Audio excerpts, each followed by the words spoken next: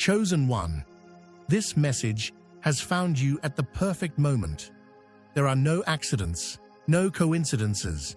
This is divine timing in full motion. You were led here because your spirit is stirring, your purpose is calling, and something powerful within you is ready to rise. You've loved deeply, fought fiercely, and endured quietly. And now your time is near. You are not just anyone. You are chosen. And this message will remind you why. Have you ever felt like life has marked you for something greater? Like you were chosen, not just to survive, but to leave a legacy? The path of the chosen isn't easy. It's filled with sacrifice, battles, tears, and moments of solitude. But there's a divine blueprint hidden in your story. Today, we unfold that blueprint. The phrase, "You loved like Christ, fought like David, and will rise like a king," is more than poetic. It's a calling. Each part holds a powerful truth about your spiritual journey, identity, and ultimate destiny. In this message, we'll explore the 7 chapters that describe the journey of the chosen one. Your journey, whether you're at the beginning of your path or in the heat of your trial, this message will awaken something divine in you. Before we begin, make sure to like, share, and subscribe.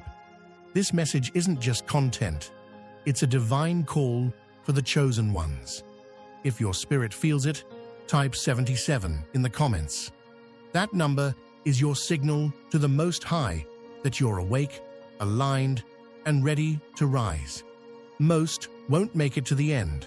Only the truly chosen will. Every word carries a hidden key. Listen again whenever your soul pulls you back. This isn't coincidence, it's confirmation. You didn't stumble here, you were summoned. Let's begin. Chapter 1. The Mark of the Chosen. Being chosen is not about being better than others. It's not about success, fame, or recognition. Being chosen is a spiritual distinction. It means being set apart for a purpose greater than yourself. It's a divine calling that pierces deeper than what you do and reaches into who you are. And if this message resonates with you, chances are you've been walking in that calling, even without knowing its name. From an early age, you likely felt different. You couldn't explain it, but you knew you didn't quite fit in. While others sought crowds and approval, you were often alone, asking deeper questions. You may have been the black sheep, the quiet one, or the one others called too intense or too much. But you weren't too much. You were marked. You carried a frequency most couldn't understand. Chosen ones are often misunderstood because they move in a spiritual rhythm others can't hear. You carried emotional weight others didn't. You saw through masks, felt energy in the room, and sensed truth in silence. While others chased pleasure or popularity, your soul longed for purpose. That longing wasn't random. It was a sign of who you really are. But with calling comes cost. Isolation before elevation. You had to be pulled away before being lifted up. Just like David, who was tending sheep in the wilderness when God sent the prophet Samuel to anoint him king. While his own father didn't think he was worthy, you too were called in obscurity, overlooked by people, seen by God, chosen without applause. And what God ordains, no one can erase. This is the mark of the chosen, being prepared in silence while others are celebrated in the spotlight. And in that silence, you learned things others didn't. You learned how to pray through pain, how to keep going when no one was watching, how to hear God's voice when the world went quiet. You were being trained for kingship in the wilderness. The mark isn't just about divine favor, it's about divine formation. Being chosen doesn't make life easier. In fact, it often makes it harder. Because you're not just fighting for yourself, you're breaking generational patterns. You're shifting legacies. That's why your trials have been deep. That's why your path has been different. You weren't meant to blend in. You were made to build. You weren't meant to follow. You were born to lead. But before God could elevate you publicly, He had to refine you privately. The chosen are shaped in the fire before they wear the crown. Because the weight of your calling requires an unshakable foundation. If you've felt rejected, remember, rejection is often redirection. If you've felt alone, know that solitude is where God reveals secrets. If things feel delayed, understand that delay isn't denial. It's divine protection. You weren't being punished. You were being prepared. Every trial, every tear, every quiet moment, it's all been shaping you for what's ahead. Now, that mark on your life is starting to shine. It's undeniable. You feel it. You're not who you were. And you're just getting started. Because you didn't just survive, you grew. You didn't just endure, you evolved. That's the mark of the chosen. Not perfection, but purpose. Not ease, but endurance. Not applause, but anointing. You're not here by accident. You were called, set apart, marked, chosen. Chapter 2. You loved like Christ. To be chosen means you must learn to love like Christ. And Christ's love wasn't just kind or polite. It was radical, relentless, and sacrificial. It wasn't a love reserved only for those who appreciated Him, supported Him, or believed in Him. No, His love extended to those who betrayed Him, to those who denied Him, to those who mocked, abused, and crucified Him. His love wasn't based on feelings. It was grounded in purpose. To love like Christ means to carry a heart that refuses to harden, even when it's been shattered. It means choosing compassion when you have every reason to retaliate. It means staying soft in a world that tries to make you cold. And if you are truly one of the chosen, you've walked this path.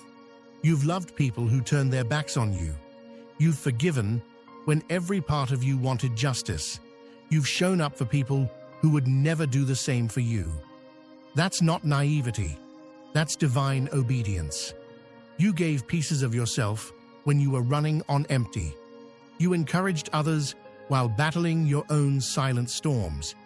You supported others while secretly wondering who would ever do the same for you. That's not weakness. That's sacred strength. That's what it means to reflect Christ, not just in words, but in action. And the truth is, loving like Christ doesn't always come with a reward. It often comes with wounds, emotional wounds, spiritual fatigue, disappointment. But still, you chose love. Still, you chose to keep your heart open. Still, you chose to rise above resentment and bitterness. Why? Because there is something inside you that knows love is your assignment. And even when it's heavy, you carry it well. Your heart has been broken, yet it still beats with compassion. That is not ordinary. That is not something you were taught. That is something you were chosen for. You were built with a heart that mirrors heaven. And while the world may never fully understand the depth of your love, heaven does. God sees how you've loved, even when it cost you, even when it hurt, even when no one thanked you. You've chosen to be light in dark places. You've chosen to love the unlovable. You've shown mercy where others would have drawn the line. And you've done it not because it was easy, but because it was right. That is Christ-like love. That is the love of the chosen. You could have let your pain turn you hard. You could have closed off, given up, or built walls around your soul. But instead, you allowed God to keep your heart tender. That's what separates the chosen from the common. Not just your ability to speak truth, but your ability to love through pain, to forgive like Jesus, to serve like Jesus, to love like Jesus. And here's the deeper truth. God trusted you with that kind of love. He knew you could handle it. He knew you wouldn't let bitterness consume you. He knew that your love would break chains, heal wounds, and be a reflection of Him on earth.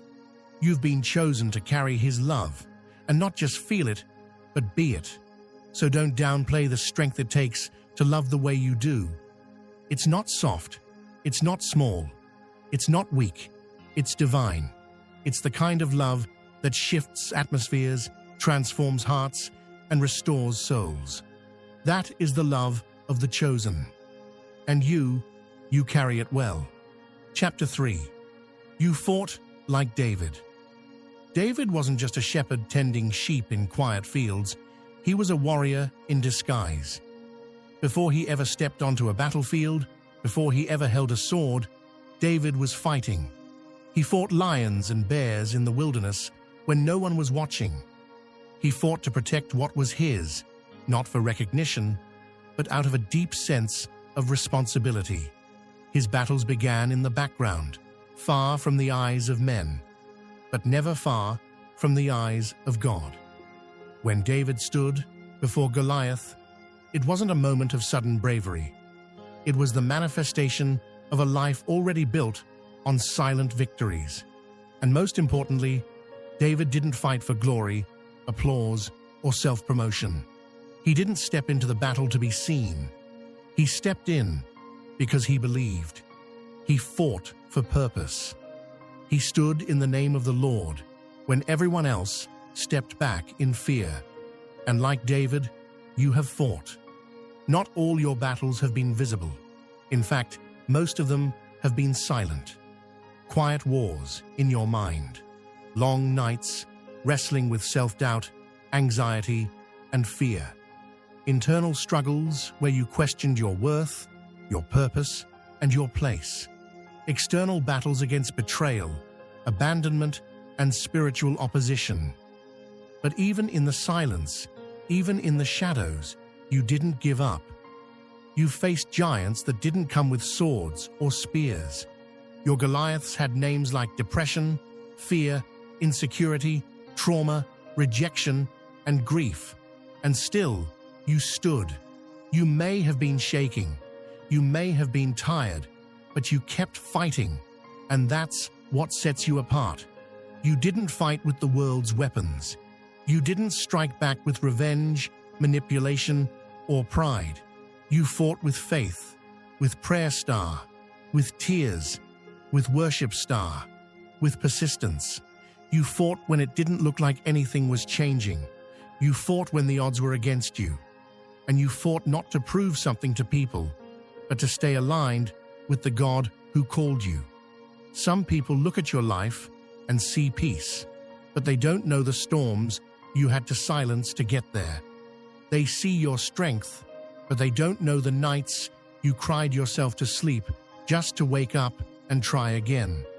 They see your growth, but they don't know the battles you had to win in private, to stand in public with purpose. But God knows, heaven knows, and just like David, your victories are written in eternity, because the battles you faced weren't just about survival, they were preparation. God was training your hands for war and your heart for leadership. Every fight refined you, every setback shaped you, every struggle taught you how to wield your spiritual weapons more wisely. You are not weak because you cried. You are not broken because you stumbled. You are a warrior because you got back up. You are a warrior because you didn't quit. You are a warrior because you never stopped believing that something greater was on the other side of your pain.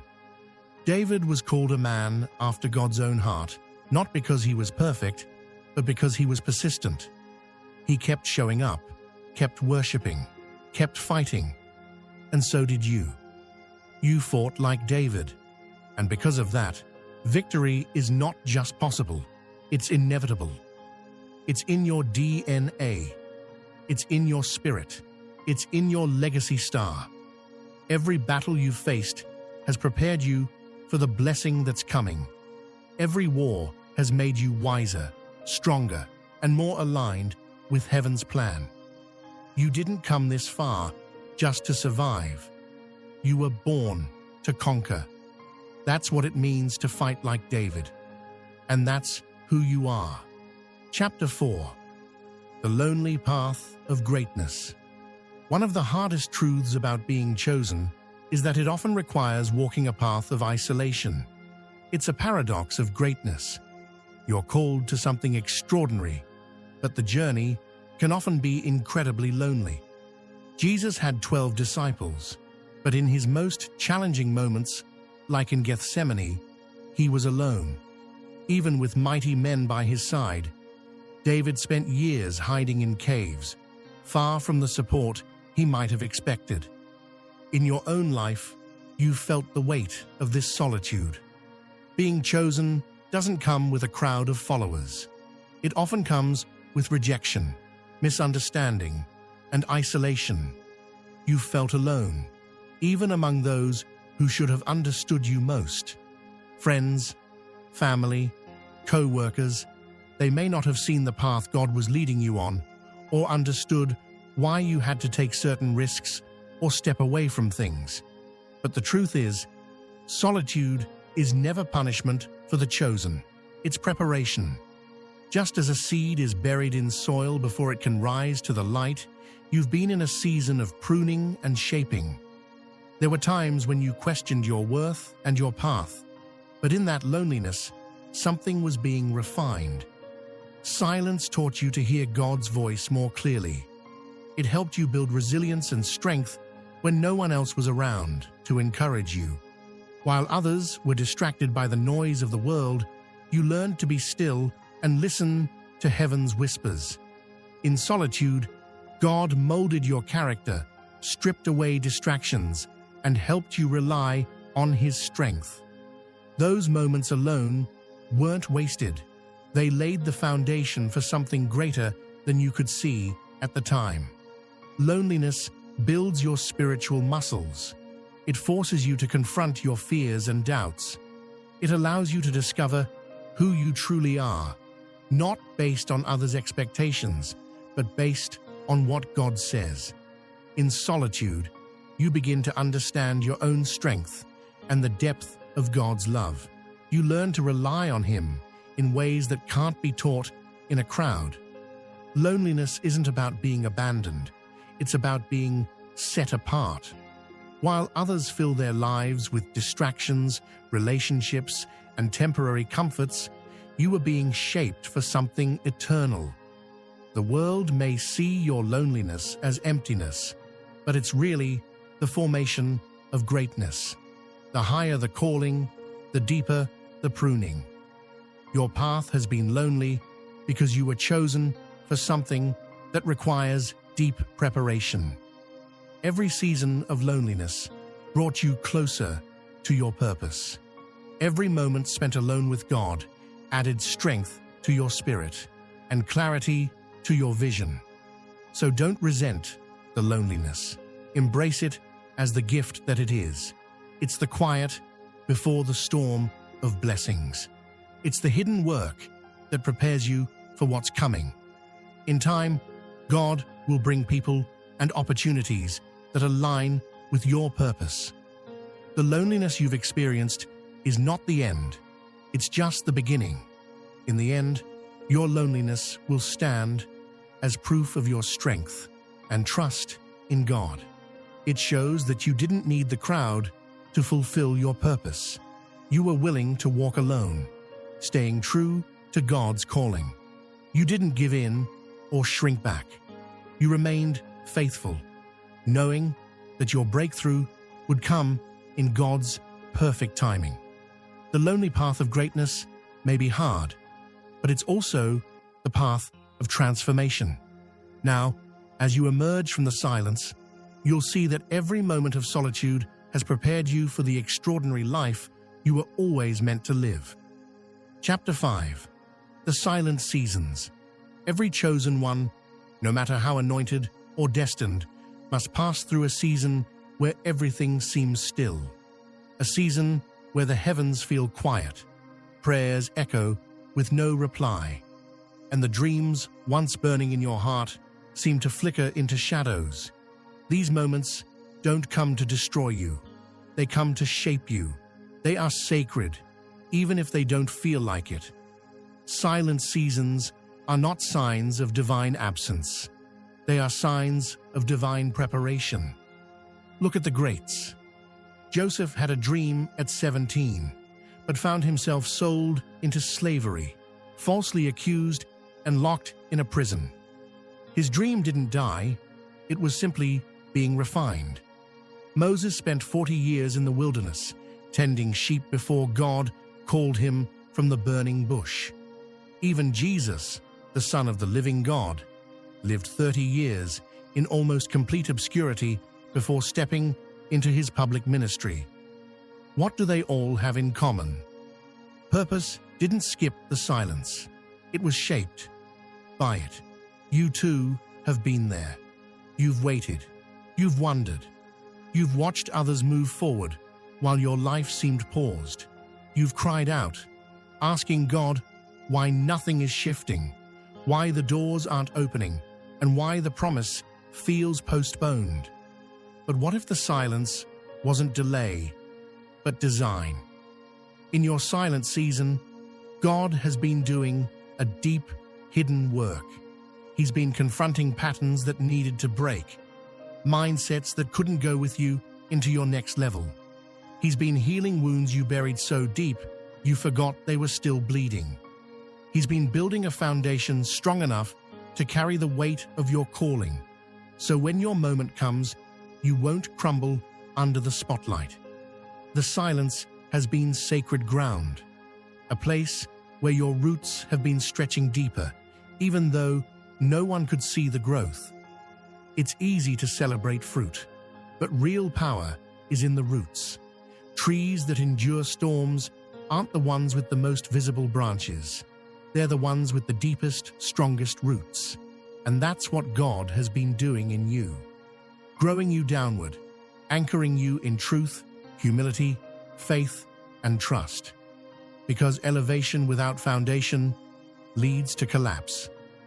In silence, God has been teaching you how to stand still and trust Him. How to be faithful with little before being trusted with much. He's been testing your heart, refining your motives, and anchoring your identity, not in applause or recognition, but in who He says you are. He wants you strong in the quiet, so you won't lose yourself in the noise when the platform arrives. Don't rush the silent season. Don't resent it. Embrace it, because it's not punishment. It's preparation. It's not failure. It's formation. And when the season shifts, and it will shift, you'll look back and realize that what felt like nothing was actually everything. That silence wasn't a void, it was a womb. And in that hidden place, destiny was growing. God doesn't waste seasons, and if He has you in one, where all you can do is trust, wait, and keep showing up, then trust this. Something powerful is being born in the background. Stay faithful. Keep praying. Keep believing. Because when the silence breaks, so will every limitation that tried to hold you back. The silent season isn't the end of your story. It's the chapter right before breakthrough. And when your moment comes, the world will see the strength that was forged in the stillness. Chapter 6. The Rise of the King. Now comes the shift. The moment heaven has been preparing you for. You loved like Christ, with a heart that kept giving even when it was breaking. You fought like David, with courage born in secret places. Battles fought behind closed doors, and victories only heaven witnessed. And now, it's time to rise like a king. But understand this, the rise of a true king isn't about power or recognition. A real king rises not to be served, but to serve. Not to dominate, but to deliver. Your elevation isn't just a reward for surviving the wilderness. It's a commission to lead others out of it. Your rise is sacred because it carries purpose. There are lives attached to your obedience. People you may never meet will be impacted by your faithfulness. Your healing will ripple into others. Your courage will awaken someone else's strength. Your testimony will unlock chains in others. You're not rising just for yourself.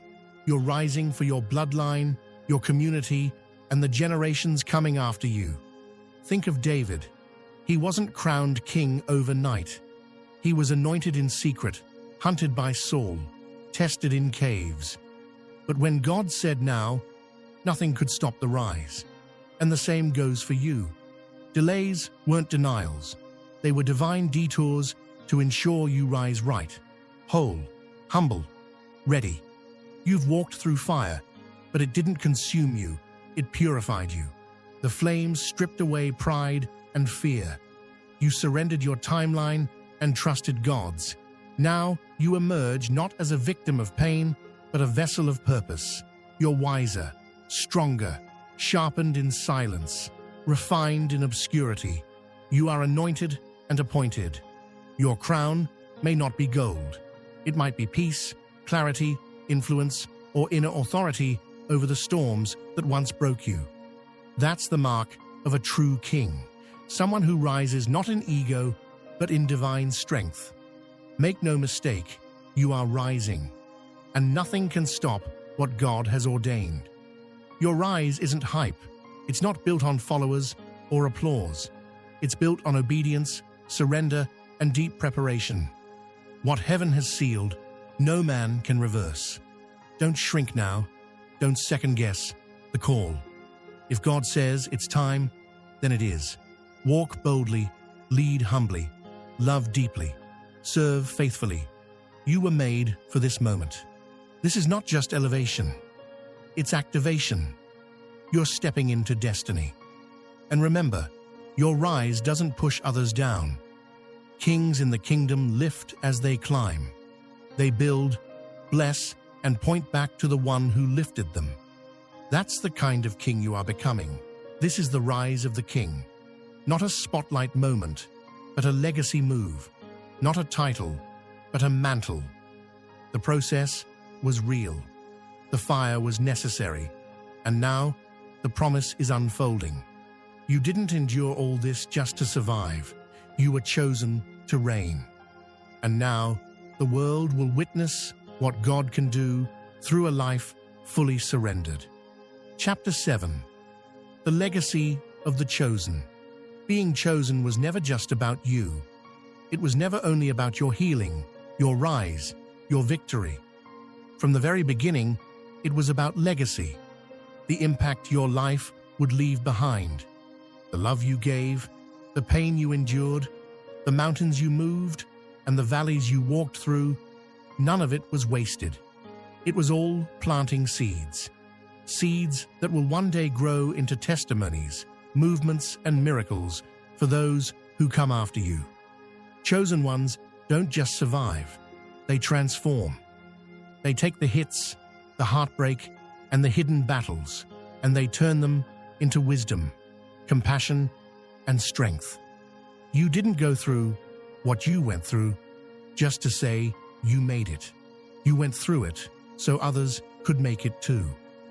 The legacy of the chosen is written in quiet sacrifices and unseen obedience. It's felt in the child who grows up believing in themselves because you believed in them. It's echoed in the person who didn't give up because they heard your story and found hope. It's passed on in the decisions you make today that will shape generations you may never meet. Think of Christ. His legacy wasn't built on earthly wealth or status. It was built on radical love, relentless sacrifice, and unwavering truth. He gave everything, and in doing so, he gave us everything. David's legacy wasn't just the throne he sat on, but the psalms he wrote, the worship he birthed, and the lineage that brought forth the Messiah. These were men who didn't just make history, they shaped eternity. And now, it's your turn. Your life is a message. Your journey is a roadmap. Your scars are sacred. They show others that healing is possible. Your choices today are carving paths through spiritual wildernesses that others will walk through more freely because you went first. That's legacy. It's not about being remembered. It's about being used by God to make something eternal. You may never know the full reach of your obedience. You may not see all the fruit of your faithfulness. But know this: every time you chose to love instead of hate, to rise instead of quit, to forgive instead of hold on, you were writing legacy with your life. You are a bridge for someone else's breakthrough. You are the reason someone will believe that God still chooses ordinary people for extraordinary purpose. You are living proof that the fire didn't destroy you. It prepared you to light the way for others. So ask yourself, what will you leave behind? What kind of legacy are you building? Let it be one marked by love, truth, humility, strength, and faith. Let your life shout that grace is real, that healing is possible, and that destiny is worth the cost. Let your life be the evidence that God still moves through people who say yes. Because being chosen is not just a title, it's a torch. And now, it's yours to carry forward.